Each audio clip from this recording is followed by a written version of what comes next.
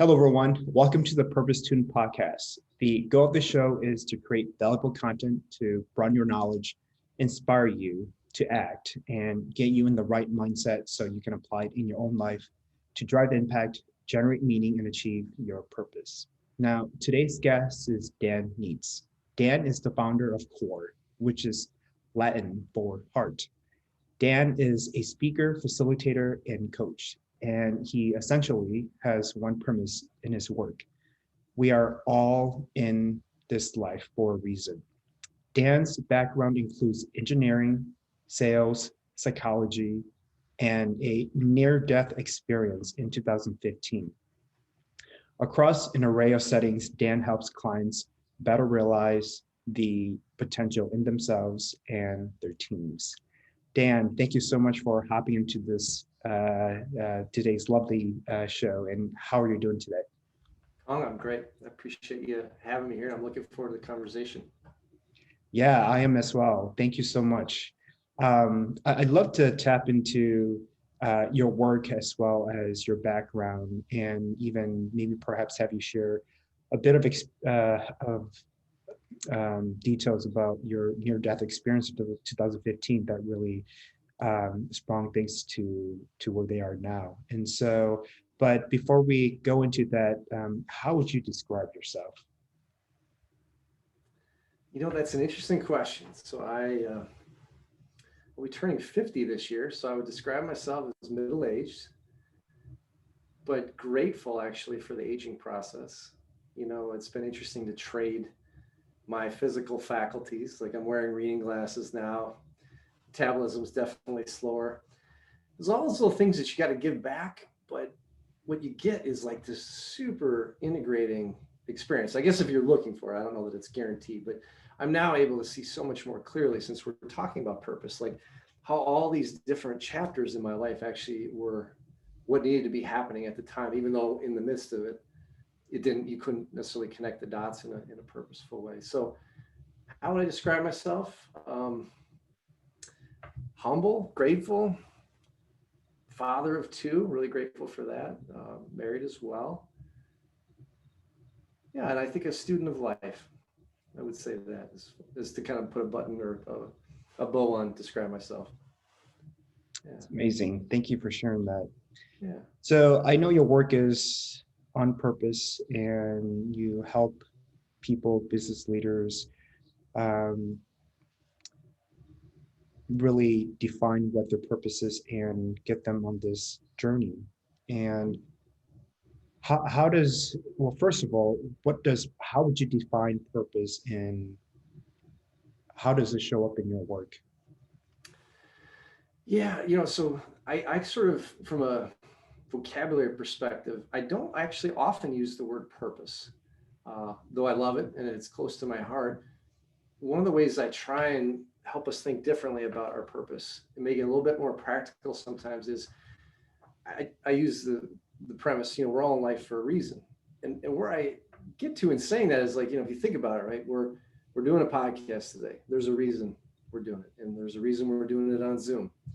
And there's a reason that, you have built your body of work around the subject of purpose. There's a reason I got this shirt on and this haircut and all these other details. And if you just spend time with it, like how do we then, get to this place where like, well, there's a reason for everything that I can literally see in this moment, like every, paint choice in this room, the fact that there's no clouds in the sky today, yada, yada, yada, but there's no reason that I'm here.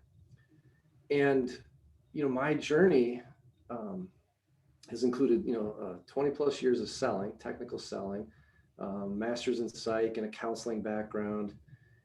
And I just feel like I've always, without realizing it as a younger person, been studying motivation, studying what drives people, trying to line up with that.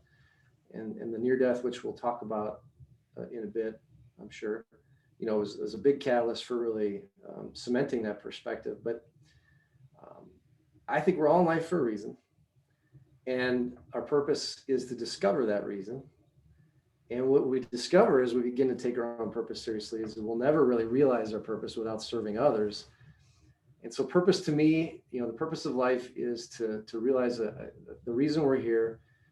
There's a lot of different ways to say that. And we'll only really realize that through through serving others. So life's just about figuring out the ways that you love to serve and then go do it. I love that. So when you say figuring out what is it that we love doing and do it more and serve, how do people who are struggling with finding their passion, how do we get them to find what is their passion so that they can be more, so that they can do more of that? Yeah. Awesome question. Here's the interesting thing. We actually have really good clarity, I think, most of us. And yet I think a lot of people would say, I don't know what my purpose is, or I'm just not sure how to find it. And, one of the phrases that I'll use in my work is values is to me another way to think about purpose. It's like all these different cousins. We got purpose, we've got, mission, we've got, the reason I'm in life, we got values.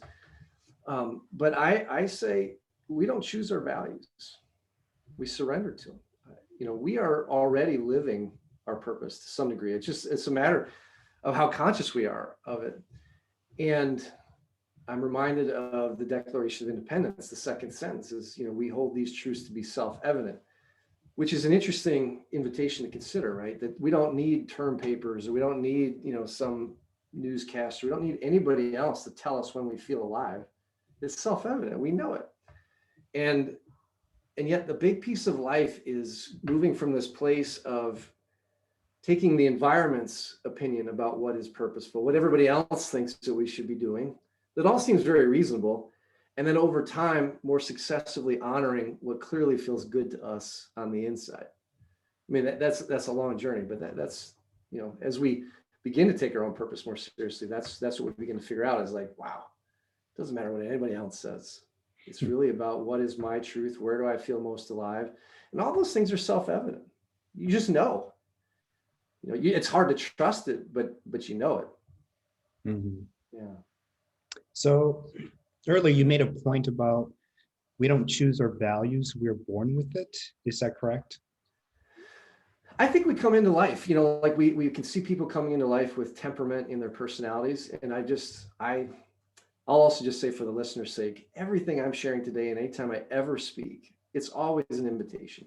It's like when you're going to a clothing store, you're trying on different outfits or whatever with no pressure to buy. So, my observation of, thousands of hours of, therapist work and over decades, right, of trying to align with sales clients and their motivations is there's very specific things that are independent of our personality that we're constantly reaching for if we choose to pay attention. So, when you see these value exercises, which a lot of companies do, and they say, all right, here's 50 values up on the wall. Once you pick the ones that really feel good, I'm like, well, that's not really how it works. I mean, it can illuminate, I guess, ways to label your values, but we're already living our values. It's literally what's happening. So it's just a matter of like looking at the moments in life that have felt the best and where we feel most alive and be like, oh, what's the value at the heart of that thing? It's pretty easy to connect the dots, actually. And part of what I'm trying to do with my life and the subject of purpose is, there's important work being done, like in a theoretical sense, by like physicists, those kind of folks. My undergrad is in engineering. So the engineer wants to take all that great theory and turn it into something practical that people can use right now. We need the physicists, we need the theory, and then we also need, a block of people that can translate that into something that we can use, lawnmowers or instruments, whatever it is. And so I'm trying to do that myself personally around purpose, to take these things that feel theoretic and esoteric and lofty and just unattainable in so many ways, and yet be like, wait a minute, it's happening right now. Here's where it is, like right now in the moment. Let's just look at it, Right. Yeah. Can you share with us like maybe one or two examples of how you're able to take a concept such as meaning or purpose and help your client go through that process? Sure. Yeah. So I rely on a couple of key images that it took me a while to distill it out. But like one, think of yourself like a light bulb. I do this with, just about every time I speak now. I invite everybody that I'm sharing with, I invite all my clients that I work with individually to consider themselves like a light bulb, because I have this principle that I call conductivity. Mhm. So if you think about the light bulb, when the values that the light bulb was designed for are flowing through it, right, then the light bulb lights up. And so you're, in my estimation, a conductor. I'm a conductor. Everybody listening to this podcast is a conductor of some particular set of values. So you want to start thinking like when I'm really lit up, and again, that's self-evident. The introvert, right, doesn't necessarily bounce off the walls like I would as an extrovert, but on the inside, they know when they feel alive. And what we can take to the bank, at least my research and all the work that I've done, is that that's when your values actually are flowing through you into the world in some positive way. That's what giving you the aliveness feeling. So I'm always inviting people to think about themselves as a light bulb and think about what they're trying to conduct in the moment. So that's one example. That's beautiful. Yeah. Thank you for sharing that. So about your near-death experience 2015, which is not Yeah. too long ago. First of all, what was it, if you don't mind sharing, and how did that change you? Yeah. So it was actually 6 years ago, last week on the 12th. So we're kind of close to that anniversary. So last week was I did a lot of reflection. We try and honor that day each year. I was living in San Francisco at the time, and I had some friends who were really fast on bikes. They're bicycle racers. I'm a former racer. Can't hold a candle to any of the guys that I rode with, but I still trained hard to be able to hang out with them on some fun rides. And one ride we always did was from Carmel on the coast down to Cambria, or just past San Simeon. So just, essentially the best 100 miles you could ride a bike, in my opinion. And so I put in a lot of time on the bike to be ready to hang out with these guys for that ride. And I got a saddle sore, which is pretty normal in cycling, not a big deal. So I actually had called the doctor on a Monday, and I was hoping they had some sort of cream, they put on it or whatever, just to kind of get to go down for the ride that was going to be that Friday. And doctor, said, no, you got to come in, but we got an opening this afternoon. So I made that appointment like 8 a.m. on a Monday. About noon, I developed just a tremendous fever and chills and all these just symptoms. It was really uncomfortable. I got to the doctor about 3. They looked at me and they're like, oh, yeah, you got the flu, so you should just go home and rest or whatever. But what actually happened was I had sepsis. And it's not something that you would normally test for, right? So I don't really hold a grudge that they kind of missed something rather big. So I went home, suffered like, I can't even tell you, through the night. I remember saying to myself, like, oh my God, this hurts so badly. I mean, it's this global pain through the whole body, because sepsis is a blood infection, right? So your whole body is now infected. I was like, I feel like I'm dying, man. When in fact, I was actually really dying. So I had an interesting moment in that suffering that sort of made me realize just for a moment, like, wait a minute, I don't think this is the flu. I don't even know how I would know to think it. And I stumbled out of the house. I got in the car in my boxers. I, rolled my way through the city and pulled up on the curb at the hospital. I got in, but then collapsed. They ended up losing me in the ER. Did a bunch of stuff to get me back, which hurt. I mean, the whole thing just hurt like crazy. It was like a PhD in physical suffering, which I hope to never return to. But, and I'm sure you've had other guests like this where something really sucky happens in their life. But then now that you're on the backside of it, you're like, thank goodness. Because prior to that moment, I had just been dabbling in many ways in my purpose. I had real clarity around, I love to mentor and coach and guide people. I spent a lot of time tutoring and mentoring in any school district that I had lived in. So I was doing that in San Francisco. And it was sort of like, you kind of got your purpose fix outside of work. But my heart, like I wanted to be doing it at work all the time. And the sales role that I was in was, paid great. So it was pretty hard to leave from that perspective. And, I tried for many years to bring my desire to create more purpose and all that to that sales role. And I had many, many years of frustration and embarrassment, and because the role didn't want it. Right. So it wasn't a good fit. And when I was younger, I thought, oh, there's something really wrong with this role. And I just realized, one of these gifts of aging again, there's nothing wrong with the role. It just wasn't my role, but I stayed in it. Right. So thank God I got so sick, got knocked upside the head by the universe, or however we want to think about that. And I got on my path. And I'll just say that there was two big realizations that came for me. Everybody asked me, they're like, did you go into the light? Did you see the light, man? And I have to be honest, I didn't see the light. I remember when they were punching me in the face and screaming at me to hang on. Like, I remember being like, I don't know, a mile below the surface inside of myself and saying to myself, like, there's nothing to hold on to in here. I don't know what you people are talking about. I remember that piece. But what I ended up seeing was there was the two big revelations. One is, if I had died that day, relative to my daughters and as a father, I actually was at peace, because I had, to that point, already journaled perhaps 100. No, I was actually several hundred pages for each girl.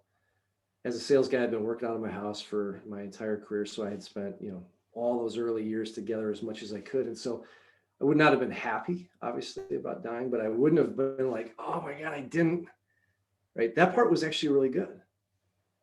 But that was it. Like the rest of it was just like, oh my God, I haven't even begun to start.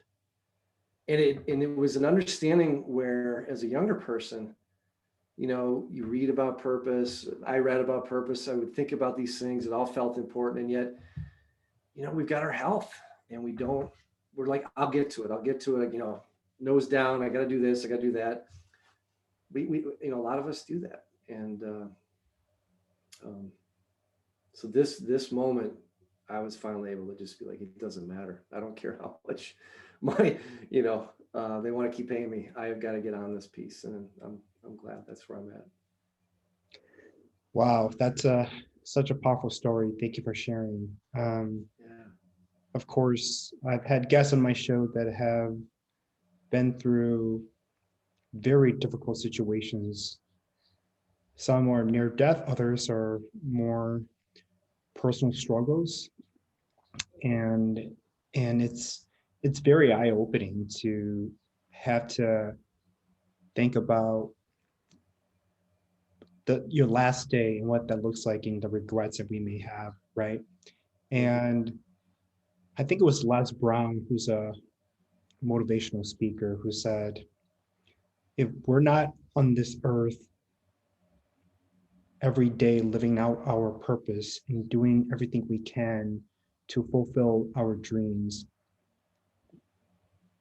we will be that person lying in our deathbed having regrets, and there will be ghosts on our side of the bed and say, why didn't you leverage this talent or ability you had to bring yourself more alive? Now we have to carry that to the grave with us, and we are upset. We will be upset. And it really is, what he's trying to say there is that we have these talents and abilities that can really bring out the best in ourselves. And if we use it and apply it in the physical world, we can make an impact, a change in someone's life, for the better. And so I love the fact that you're now on this journey of fulfillment, is what I would say, really being in the zone or focused in your life's mission, and leveraging your talents and abilities to help people to reach their own potential, as well as find their own purpose. So very happy for you. Thanks, man. Yeah, I love it. I had to get sort of okay. There was some inner work. It felt weird for a while to be like, why does it feel purposeful to me that all I want to do is talk about purpose? Like, that didn't seem like it was enough, but over time, I was just like, I surrendered to it. I was like, it's just what I want to do. I'm not going to apologize for it anymore. I'm just going to get really good at it, and what I mean by that is, I think I always look at purpose kind of unfolding in two big chunks. there's the suffering from the first chunk is that we think that we're called to something greater. We know there's something more for us. We start feeling those things. We long for, either greater impact or more aliveness, these sorts of things. And it takes actually quite a number of experiences oftentimes to be able to really lock in, a decent amount of one's truth. So now you're living from this place like, all right, I know what I want to do, right? The second half then, after we sort of have, call it a healthy amount of clarity, but you don't need perfect clarity. I think the harder work is to now translate what our truth is into ways that make a difference for others. Because what I've seen from a purpose perspective is when we attain sort of the sufficient level of clarity about our purpose, we're usually pretty excited, we're pretty animated, and we're also, as human beings, very egocentric. So we now immediately go into this mode of like, well, this is so amazing. The value is obvious to me. Everybody needs to have this thing that I think is so amazing because it's connected to my purpose. And we run around like forcing it on others. And then we go through this dip, right? Because the world then says to us one way or the other, like, no, we don't want that, or we don't need it like you're doing it. But wait a minute, it's my purpose. Why don't you just love it like I love it? And they're like, well, that's your purpose. You can love it. I don't have to love it as much as you love it. And so we have to really commit. I mean, that's the place where I feel like you really begin to commit, which is like, okay, how do I think about what my purpose is in a way that allows me to translate it, more successfully to serve somebody else? And this is where I feel like values become really practical. If you go back to that engineer in me, like purpose, I feel like that's for the physicists. That's the theoretical stuff. And values have been sort of cliched a little bit in our society, but I still think if you use them authentically, they're really powerful. So if we know our values, we can be a lot more conscious about applying those in the moment. And I'll just give an example of that. So sure. One of the hangups that we often find is we get really attached to a particular way of serving, right? We know we need to serve. We know we want to be alive in our service. We find a form, and then we just work the crap out of that form. And then it'll work for some percentage of people, but it's not going to work for everybody.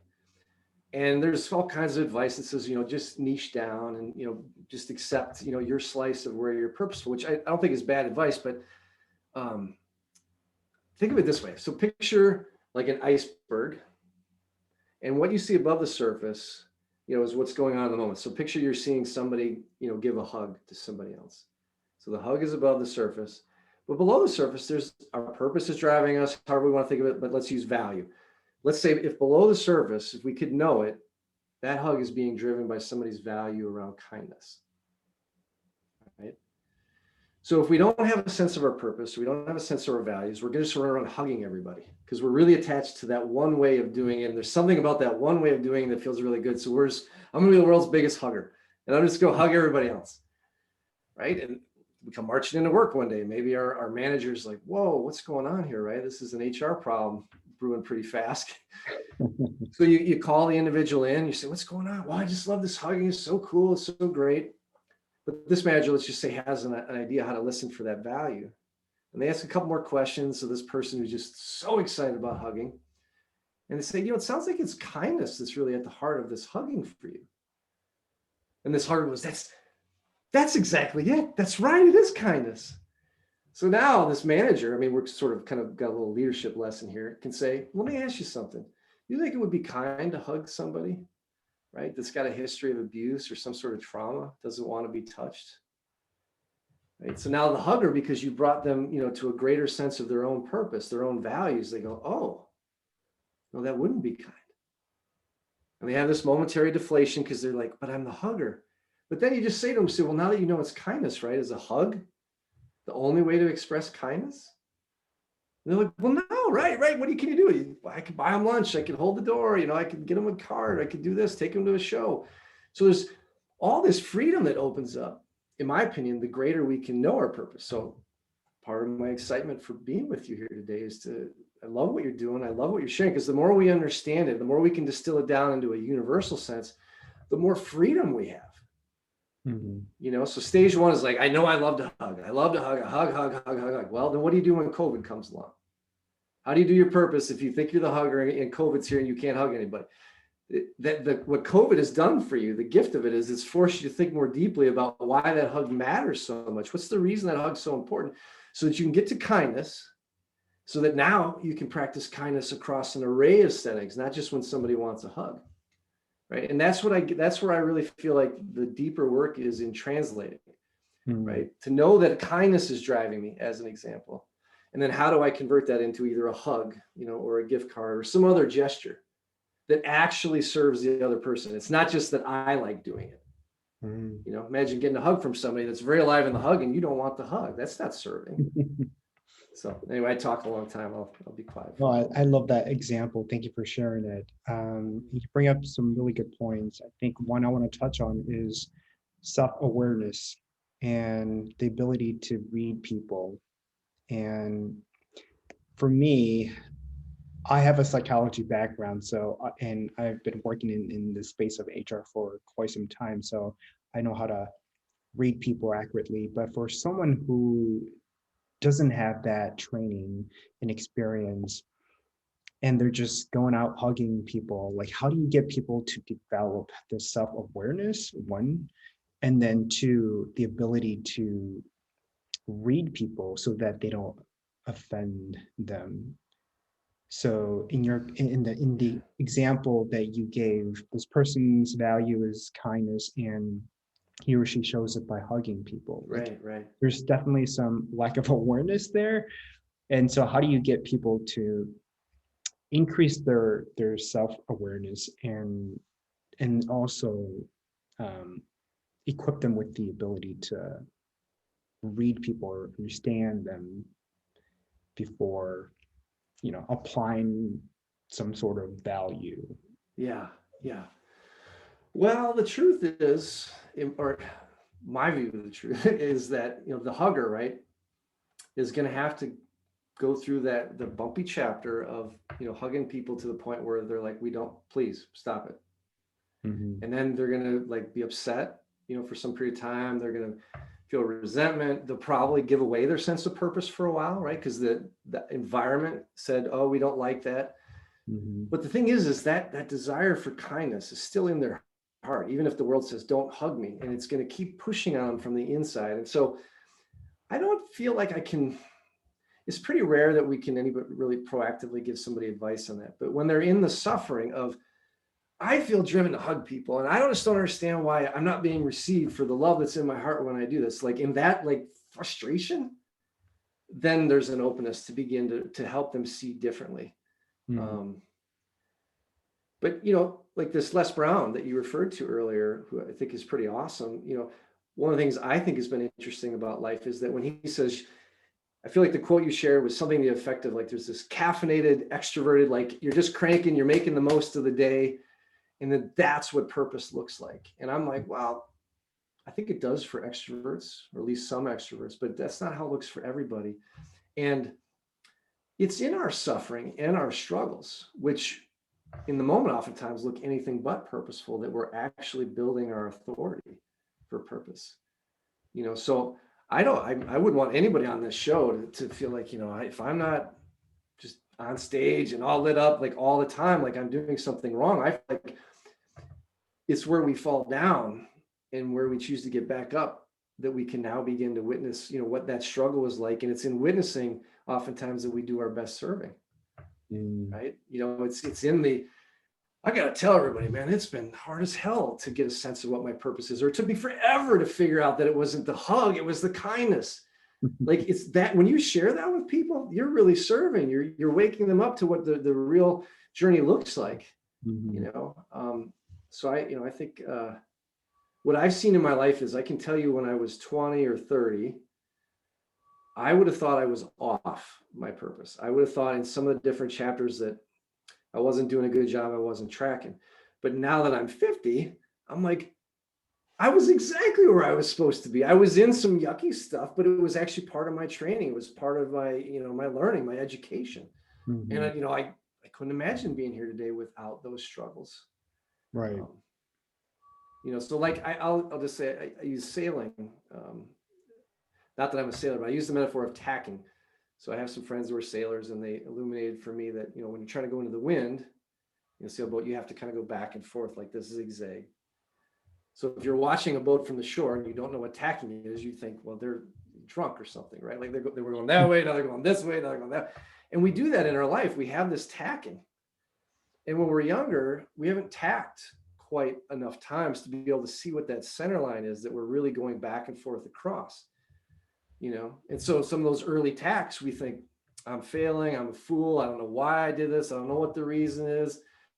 And then I'm like, oh, you probably see some cool stuff. You gotta have some patience. And now I'm seeing all of my tacks, they all added up, and I would never have guessed it.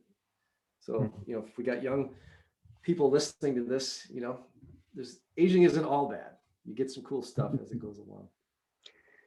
Yeah, I was listening to a podcast recently, and can't remember the name of the guy that works at, or I don't know if he still does, works at Airbnb, but he's brought the company to massive success, and he's approaching the late stages of his life, and he's saying he's trying to make aging cool. And there are ways that he goes about sharing that. But at the end of the day, the conversation I took from that podcast was it's really about the story that you tell yourself. And if we believe that aging isn't cool, then it's not going to be cool, right? And so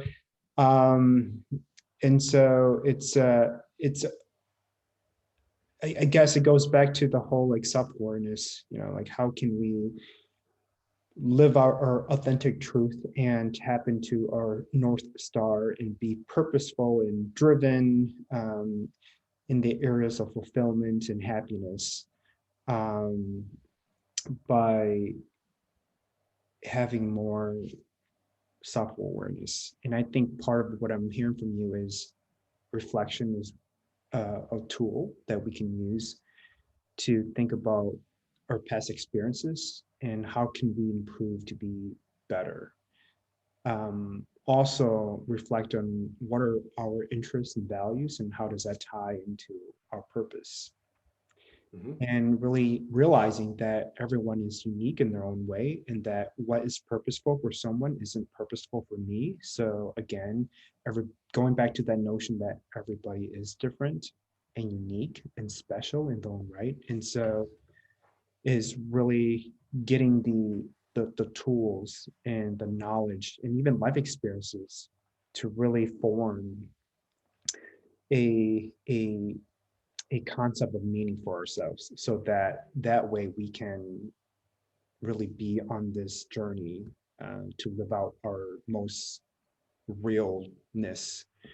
And my next question here is, obviously you have your own business and you're what I would consider an entrepreneur. What led you up to that? And what has that journey been like? Oh, that's great. I've always had some entrepreneurial. I'm not exactly sure how to describe myself. So I've always been like 100% commission. So I've always had to hustle, had to innovate, and find ways to get it done. And I thought of myself as pretty solidly an entrepreneur. But that was while working, as a commission sales guy. Now that I've, started my own business, there's a much deeper sense of what it means to be an entrepreneur. I just feel, again, everybody's different. And we got to learn to trust our own truth and really be okay with that. And for me, I wanted to create new ways of thinking about purpose and leadership, for example, and just how to connect with the potential in ourselves and in others. I think I could have done similar work and maybe got certified in somebody else's view of the moment. But for me, right, because I think it's great when people do that. But for me, it was like, no, I think I'm really called to create something new. And so, having my own business didn't even seem like it was an option after the near death. Like it was like, that's the only way forward, is because, I got my ear to the tracks, if you will, the tracks being within my heart. Like I'm listening. Okay. How do I birth this thing that's wanting to come through me? Mhm. So definitely, I'm not here to counsel anybody to make any big jumps into entrepreneurship. Um, Following the heart, I think, is what it's all about. Mhm. But I also don't, I think Hollywood, or however you want to think of this, we've really been given these definitions that it's just the only way to do it is with like great flair and great drama, and always just, I think there's very pragmatic ways to ease into getting greater and greater fixes for what feels purposeful for you. Mm. If entrepreneurial fits, great, but it can be really intense and really distracting for certain temperaments. So I don't necessarily blanket Mhm. recommend it. Yeah. So of course, the statistics show that 10 or 100 companies start and fail within the first year or something like that. So it's definitely can be scary for some people. It can be exciting for others. How do you navigate through all of those wide range of emotions as you're forming, developing, sustaining this business? Because it's hard. You have to be your own marketer. You have to, create your own content. Um, Maybe perhaps get your own clients. For someone who doesn't have, a lot of money to Yeah. the business. So, and what keeps you like? What are some of the things that keeps you sane? Like, do you work out, meditate? Like, share with us some of those advice. Yeah, I'm definitely an athlete. And as I've gotten older, I've been humbled to realize how much of my stress I was treating through exercise. Um, Early understandings of self were like, I'm just a really disciplined guy that likes to go hard, and I can, suffer on the bike, and there's something virtuous about that. And I've come to learn like that suffering was there because I was pissed off about something, and I pushed it through the pedals is all I did. Mm. Um, but I actually think to realize that that's what I was really doing is adorable. Like that's totally fine. Like, okay, that's where I was at. Yeah, so exercise is big for the stress, the swings. If anybody, I mean, I don't know how far we want to go in it, but like if anybody wants to become an entrepreneur, start their own business, you got to be totally ready for the swings. And those swings can be hour to hour, day to day. It's amazing. That's been really interesting. What I would say is make sure you got a lot of runway. I've not met any entrepreneur at this point where it hasn't taken 2, 3, 4 times longer than they really thought it should have. Um, so yeah, you just, definitely ease into it. Um, at least for some of these more, like my work is like really purposeful, really meaningful, but it's not like I'm building a lawnmower, or an Xbox, or what is the VR headset or something that's really concrete that you can touch. So for the experiences when you're selling those things, I think it takes longer for people to begin to see the value and to give yourself that space. I'll tell you, the biggest lesson I learned in the last 2 years that you hear all the time in one sense is to believe in yourself. And that has been really wild to experience the truth of that, to keep trusting that the thing that I'm doing, is for a good reason. I'm here to serve. And that belief, it makes all the difference in those tougher days or whatever. Mm.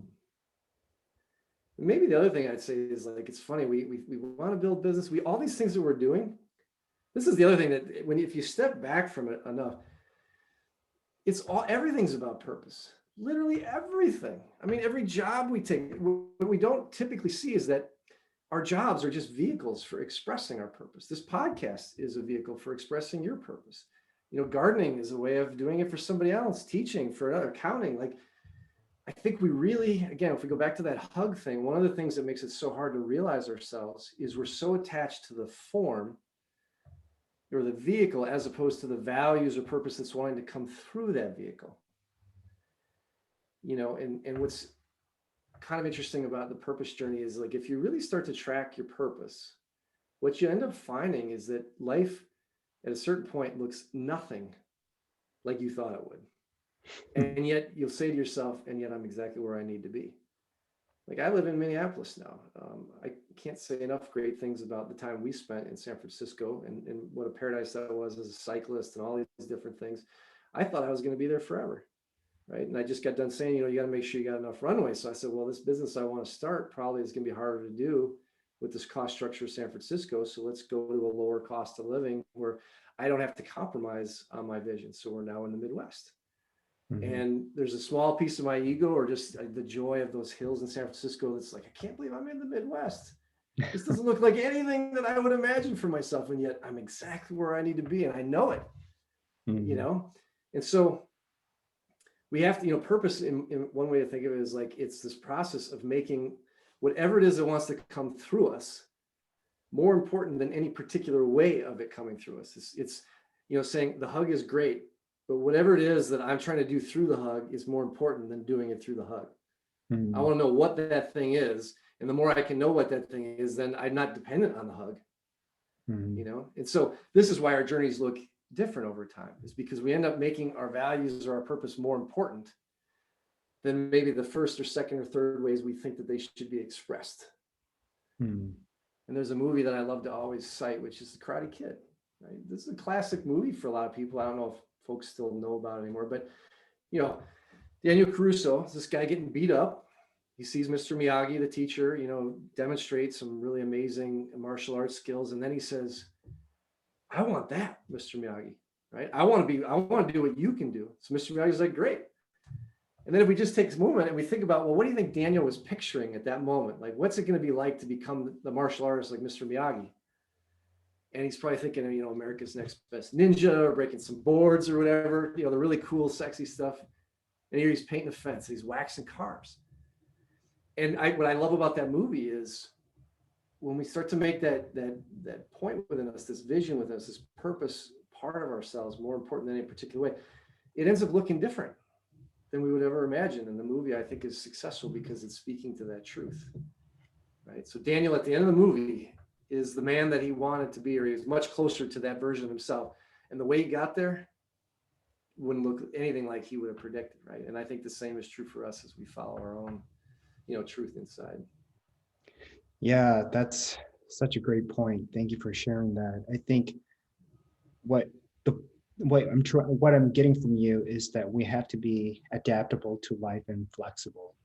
And there's so many changes throughout our lives, and we have to ensure that we have the right skills to cope with those changes. And whether that is turning to a loved one and having a conversation about these challenges, or listening to podcasts like this one to continue taking in these valuable content to hopefully apply it in our own lives and cope with that change.